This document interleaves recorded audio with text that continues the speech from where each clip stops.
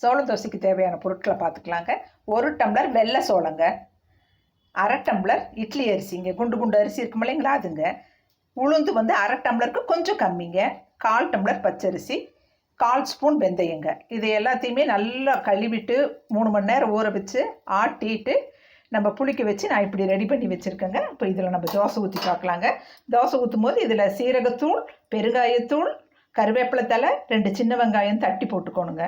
போட்டுட்டு கலைக்கு தோசை ஊற்றுனா சூப்பராக இருக்குங்க. சரிங்களா? இப்போ நம்ம எப்படி தோசை ஊற்றுறதுன்னு பார்க்கலாங்க. இப்போ நம்ம தோசை ஊற்றலாங்க. சோள தோசை வந்து எப்பயுமே கொஞ்சம் மொத்தமாக தாங்க ஊற்றணும், அப்போ தான் தோசை நல்லாயிருக்கும்.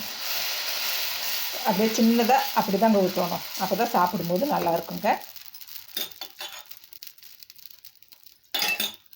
பாருங்கள், சூப்பராக ரெடி ஆகிடுச்சுங்க.